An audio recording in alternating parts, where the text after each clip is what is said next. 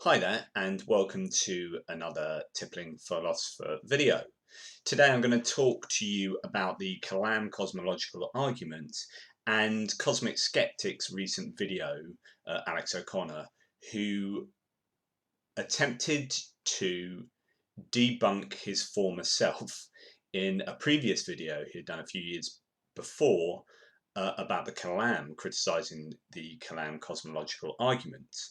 And in a sense, you could say that I am debunking Alex's debunking of his former self, which means that this is a rebunking, or I don't really know, but it's a commentary on his views, on his previous views, and where I agree with him and where I disagree with him in a nuanced way. And I will be pulling largely on the work I've previously done on the Kalam cosmological argument in my book, Did God Create the Universe from Nothing? Countering William Lane Craig's Kalam cosmological argument. So please check that out. I obviously think it's a great book on the Kalam and looking in great philosophical detail at the minutiae of what Craig is either saying or inferring, implying, and so on and so forth. So first of all, what is the Kalam cosmological argument? Well, it's set out in fairly simple fashion, and that is that premise one, everything that begins to exist has a cause. Premise two, the universe began to exist. And conclusion, therefore, the universe had a cause. It must be remembered that I'm a huge fan of CosmicSkeptic, Alex O'Connor here, and the work he does, and bringing these ideas and these arguments and debates to the public. This is a video that is just stimulating some conversation about some of the points made in his video and trying to get a greater sense of clarity in order to more properly be able to criticize the Kalam cosmological argument, which I think is ripe for criticism. So it's fantastic that he's doing this stuff, and I broadly agree with most of what he says. It's just a case of picking on some of these finer details for clarity. Now, I won't be playing you all of Alex's video, but I will show you pertinent parts and sort of interject and give my commentary. So here goes. Let me show you a small first snippet of what he had to say. Even if the Kalam cosmological argument was sound, which I hope to prove to you that it's not, it still wouldn't prove any particular God. Okay, now, this is only half true, but my biggest mistake here, quite simply, was expecting more of the Kalam than I should have. The Kalam cosmological argument never claimed to prove the existence of, say, the Christian God. I mean, of course it doesn't. Kalam is an Arabic word referring to Islamic theology. If Dr. Craig had ever claimed that the Kalam proved the existence of the Christian God specifically, it'd be seriously strange for him to name it in homage to Muslim philosophers like Al-Kindi and Al-Ghazali, who Dr. Craig explicitly cites as influences on his version of the argument. It's unlikely that these Muslim influences would inspire an argument that claims to prove the Christian God specifically. The Kalam cosmological argument seeks to prove that there is something outside of the universe that brought the universe into existence. That's it. Right? It doesn't attempt to prove, say, that Jesus died for our sins, or that God doesn't want men to get it on with other men, or that the Ten Commandments are true, or anything like that. So it was wholly unfair of me to criticize it for not doing so, for not trying to prove a particular God. So I generally agree with this. He didn't really understand in his previous video that there were some serious limits to the scope of the Kalam cosmological argument. Properly understood, the argument gets you to a God, not the God, Christian or otherwise, right? So Craig himself builds on the Kalam to conclude that the entity needs to be personal, and then through fideism and evidentialism, he works towards that Christian version of God that he favours. But the Kalam in and of itself won't do it. But for someone like Craig, it's hierarchical, so it's a foundation to his arguments. And I say a foundation, of course. Without it, he can still argue to his God in other ways. So it's not essential as an argument, but it's one of the tools that he uses to then to form the basis of his arguments to the Christian God. And he finds it a really, really useful tool. So yes, agreed. But even so, the Kalam cosmological argument doesn't necessarily just get us to what I called in my old video, quote, some kind of arbitrary first mover. But there's a world of difference between proving the existence of some kind of arbitrary first mover and proving the existence of a god. I said this to imply that even if the Kalam is correct, all you have is the existence of some nondescript cause, and no reason to assign it any properties, like omnipotence, omniscience, eternality, etc. But the relevant point here is that this means that if the Kalam is accurate, and the universe does have a cause, then what I claimed in my video isn't true. There actually are things that we can at least arguably know about the nature of the cause, and properties that we can assign to it. For example, if, by definition, anything that materially exists is part of the universe, then whatever caused the universe must be immaterial, since if it was material, it would just be part of the universe, not its cause. So immediately we can say that the cause must be immaterial. Right? If time is a property of the universe, then whatever caused it must exist outside of time, or timelessly. We can make arguments like these to say that if the universe did have a cause, we actually can argue more than just, as I originally said, that it's some kind of arbitrary first mover. That is to say, there actually are at least some properties of this cause that we can at least arguably assign to it if it does exist. It still doesn't get us to the Christian God, of course, but it does get us to something that looks a lot more like some form of God than just some random nondescript object.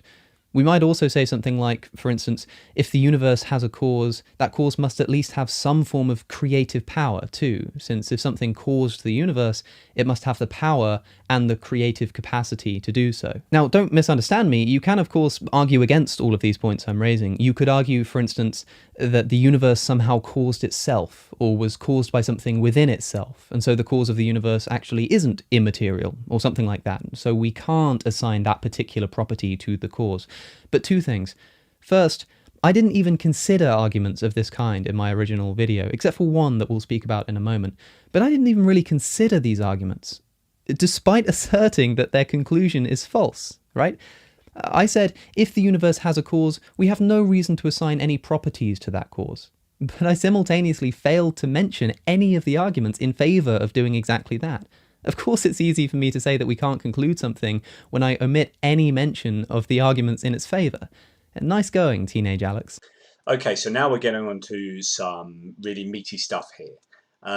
He originally felt that the first cause in the Kalam cosmological argument was merely some kind of, as he says, arbitrary first mover. Okay, but now he concedes that you can ascribe some properties to such a cause, just from sort of metaphysical thought, right? That it must have, as he quotes, creative power or capacity.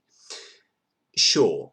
Well, or I'm not sure that this gives us that much, or that it is actually coherent. So let me explain. For something necessary outside of time, creating necessarily, then what does this say about capacity? Okay, it looks like the universe is arguably some form of necessary extension of the cause. Let's reverse it. Would the first cause be able to not create the universe? A power or capacity to do something usually means a power or capacity not to do it as well. Here, though, the universe is as created in non-space-time, though some might say it's contingent upon God, I would say is a necessary outpouring of God, or the first cause. And so the universe looks equally as necessary in the philosophical use of the term necessary. So perhaps in some sort of panentheistic manner, where panentheism is the belief or doctrine that God is greater than the universe and includes and impenetrates it. The universe is God. And so it is incoherent to say that God had the capacity to create it. It's almost as if the universe is an extension of God. So he couldn't create it. It is just a necessary dimension of God almost. And I think this is a really serious area to look at that I think Alex would benefit from investigating. I wrote an article which I'll link to you in the description that argues that if you believe in these kind of ideas of God, then actually you should believe that the universe is necessary as well, which is exactly the sort of ramifications, I think, of what Alex is talking about here. But secondly, and more interestingly, notice that if we do counter the assignment of a property like immateriality to the cause of the universe with a claim like the universe caused itself, or the universe was caused by something within the universe, as far as philosophical claims go, these are quite sketchy ones, right? Saying the universe was maybe caused by something material, so it was caused to exist by something within itself, even though that thing wouldn't exist before the universe in order to bring it into existence. Yikes, it's a bit messy and not a particularly compelling position to hold. I would tend to agree with this. He's right that to get around the KCA, the Kalam cosmological argument, by using the universe as being self-caused as an argument, I think, as he says, it is sketchy. I think it's much more fulfilling to go down the route of looking at infinite regresses and whether they are viable either mathematically or in kind of reality, because and this is where it all gets quite interesting, mathematics is a map that we use to navigate reality, and often people confuse the map with the terrain, and we think maths is reality, or is it some kind of in some kind of Platonic manner undergirds and dictates reality, whereas actually it's arguably much better understood as a description of reality that we use for pragmatic purposes to understand the world around us or the universe around us. But I think looking at infinites, as Alex goes on to do in great depth, or some depth with Craig, I think is an area that will give you a lot more reason to doubt the Kalam than by trying to argue for a self-causing universe. I think it's much more reasonable to suggest that the universe is a necessary entity in and of itself, just like people would argue about God. If you can say God is necessary and creates the universe as a contingent entity, then you can just, through Occam's razor, be far more simplistic and say, simplistic in a way that's preferable to say that the universe is a necessary entity, and you don't need this extra complication of God. So there you go, in agreement. I said in my original video that even if it does have a cause, even if the argument is sound, we don't know anything about the nature of this cause. I now think that this is, at the very least, far from certain. There are some really compelling arguments to say that if there is a cause to the universe, it must have at least some godlike properties, like immateriality. At worst, the only way I can escape attributing certain godlike properties to this cause would be to adopt some strange and unprovable claims, like that the universe somehow caused itself. In doing so, I'd be adopting a burden of proof of my own for that claim, and no longer able to say something like, I'm just unconvinced. At the very least, my position was far more controversial and in need of defense than I realized when I first claimed that the cause of the universe could be completely nondescript. What I said still could be correct. It's just not as simple as I thought it was back then. And notice that those godlike properties that we do have some good reason to ascribe to a cause of the universe, like timelessness, immateriality, creative power, these things are claimed by Dr. Craig to be derived from the Kalam cosmological argument. And those godlike properties that we can't derive from the Kalam, like Jesus being the Son of God, well, those were never claimed to be proven by the Kalam. Of course, if we judge the Kalam against our own standard of wanting to prove that the Christian God exists, we'll find it to be an awful argument easily. But if we consider it against the standard that it actually claims to meet, it's just a little bit more attractive. Just a little bit. Still, I did actually respond in the original video to one property that the Kalam tries to ascribe to the cause of the universe, and that property is personality. So he's right to return to God's properties, that God, or the first cause, the first mover, must be immaterial and timeless, because God would be creating all of matter or space-time, and so God couldn't be matter or in time because these things didn't yet exist. Of course, yet is problematic because it's a temporal word without there being time. So that there are some problems with this. The idea that God would be immaterial qua mental, and problems might be something like, as far as we know now, the mental supervenes on the physical. So the mental depends entirely on the physical. Without physical, you can't have mental. So what does this say about God being mental? Okay, so maybe conceptually we could understand that God could be a mental being, that he's an exception to the rule, that although in this universe everything that is mental requires something physical to be the foundation for its existence, but we could imagine a possible world or a possible scenario where you could have an immaterial being without matter.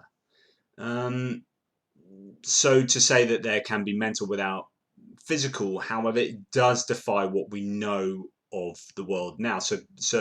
And considering the world is underwritten by logic, you could put together a sort of logical, philosophical, metaphysical argument that would defend this stance that you need matter. You need matter to have mental, or perhaps that even there is no such thing as the mental without matter. Like to conceptually say you could have this scenario is to say that you could have, I don't know, a round square or something like that. So I think there are areas here that really need to be looked into, that are really interesting, and it might get onto things like a priori and a posteriori arguments about, well, can you have mental without being able to sense at all?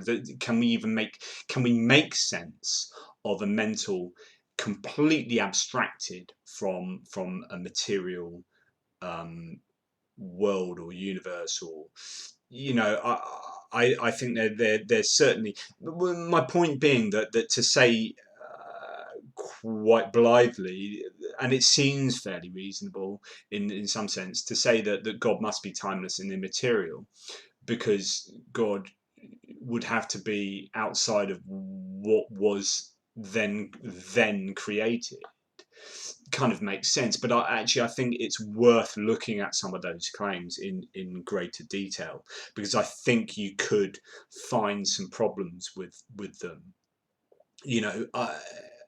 Perhaps there are no meaningful properties about God that you can infer from this scenario, whereby God has to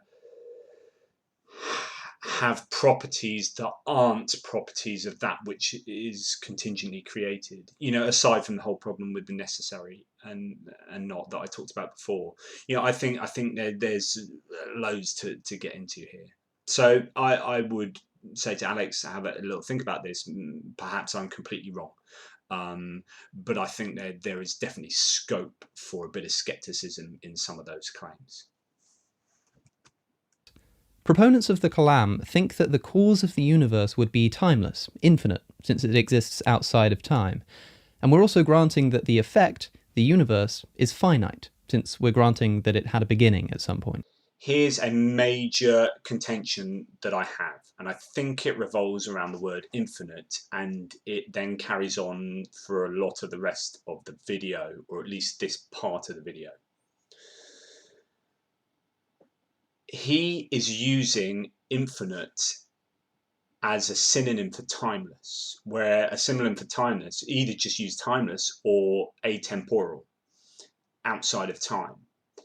Infinite, certainly in a mathematical sense, means, in set theory, a limitless set of things. It doesn't mean the opposite of a set of things.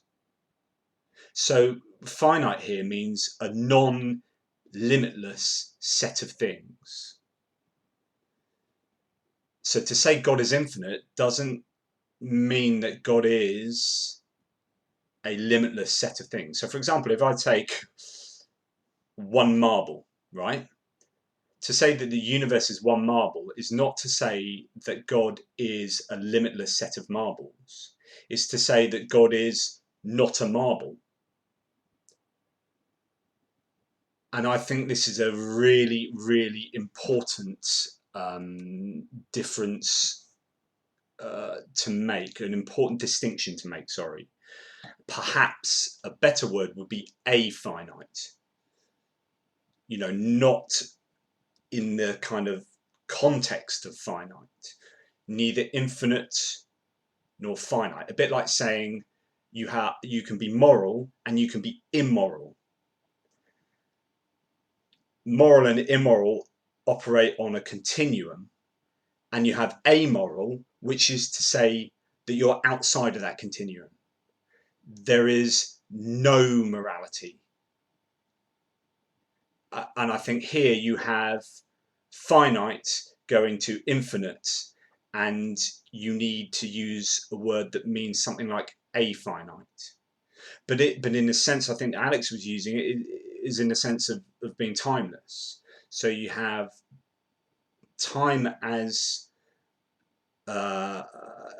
you know, a set of units of time. So some people say that time is finite in the case of the universe. You have a finite set of temporal moments, relativity and all that kind of stuff aside. So in terms of God is outside of that. So it's not that God has infinite amount of time, it's that God is not in the dimension of time, outside of.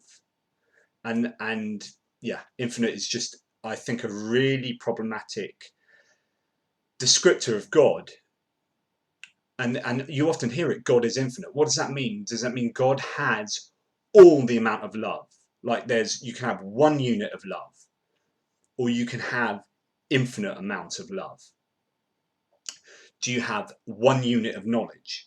And God has all knowledge. Is all knowledge finite? No, because actually you can have knowledge of knowledge, and there are relationship kind of knowledges you can have which end up being infinite sort of relationships and regresses. So you could say that, well, God actually has that. God has infinite amount of knowledge, and you could sort of make sense of that.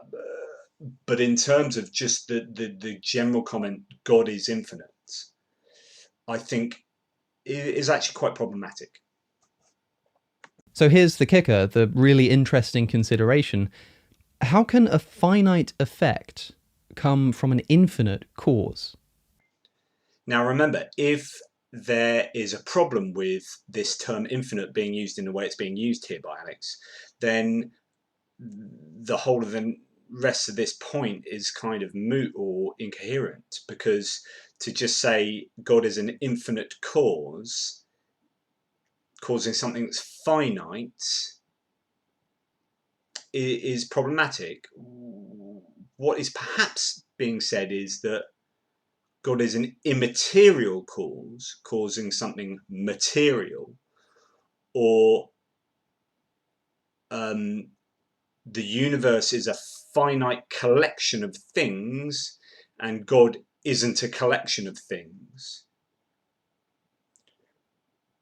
Or perhaps God is an infinite collection of some abstract set of or set of abstract things. So God could be an infinite collection of counterfactual knowledge, and the universe is a set of finite counterfactual knowledge. I think this, again, it just needs a load of unpicking here, because I would disagree with the whole idea that that God is an infinite cause, or I'd like to know what exactly that means, uh, and why an infinite cause causing a finite thing to come into existence is a problem, and it just needs a lot of unpicking.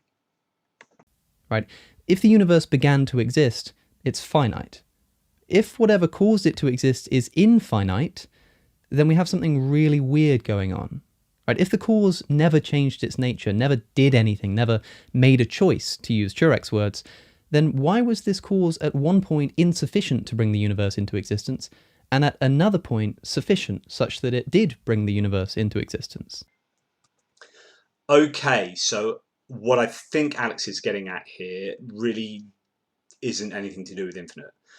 So, issue of terms aside, what I think he is saying is actually something I've said for years, and something Justin Shieber has said in what we call the or he phrased it, the problem of non-God objects.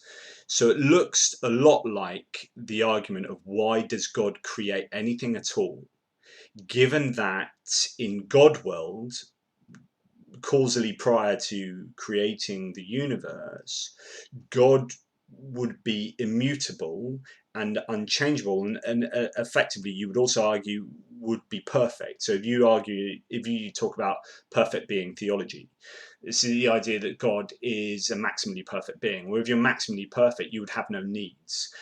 Why would this immutable, perfect being have any need to create, especially if God had omniscience, so full knowledge of the creation, and arguably experiential knowledge, so God could experience things without actually creating them. I mean, that's what I would imagine a perfect being could be able to do. Wouldn't need to create something, because you can just imagine it and experience the whole creation thing without creating. In other words, you wouldn't need to send people to hell, or have pain and suffering in the world, because you could imagine that happening without actually creating it. And a bit like running a whole load of simulations, right? You wouldn't need to create it to prove your simulation correct. So I'll put a link below to the article I've written, or one of the times I've written. I use it in my talks on God on Trial, which is the problem of non-God objects. So, and I think that keys into what Alex is saying, or Alex is keying into that, which is to say that it doesn't make much sense to have a perfect, immutable God world scenario, and to have anything coming out of that. I would put it in terms of, why would a perfect thing create an imperfect thing? Unless you want to argue that this world here is perfect in some way. Maybe we're going towards perfection, I don't know. But I think there's a lot more that you can do to unpack that, that probably shouldn't be couched in terms of an infinite being creating a finite thing. I mean, if there is a cause of the universe, then that cause must have sufficient properties to bring the universe into existence, right? Otherwise it couldn't be its cause. But if the cause doesn't change, doesn't make choices, isn't personal, then because it never changes, it must always have sufficient properties to bring the universe into existence. But if the cause is infinite, and always was sufficient to bring the universe into existence, the universe should be infinite too, since as long as the cause existed, it was such that it was sufficient to bring the universe into existence, and so the effect should be equally long-lasting. It should be infinite as well. Okay, I don't want to belabor a point here, but we're getting back into problems of infinity with regard to God, and actually this is being reflected in the language being used by saying, quote, if the cause was infinite, gets into the previous problems we were talking about, and then saying infinite and always was sufficient, we are having problematic wording because always was is temporal. And of course, God couldn't have always was been, because there is no always, there is no time. God is almost like an instant in God world, in the prior to creating, causally prior to creating the universe. There's just some kind of timeless instance or instantiation of God. So to say that God was always this way is really essentially is not correct. In referring to something that's outside of time. And again, the only way of saying that coherently, I would say, is afinite. He then says that this means that the universe should be infinite too, because the cause was infinite. But of course, it's playing around with these ideas of infinity, and I think it's a muddle with all due respect, and one that is solved if you swap infinite for necessary. So it becomes this: if God is timelessly necessary, and in this state creates a universe, then the creation of said universe is equally necessary, and the universe is therefore necessary. And that's far better than saying, if God is infinite, then in creating the universe must be infinite too. I think it's just a whole muddle of ideas that aren't quite correct. And there's confusion again over what infinity means, or infinite means.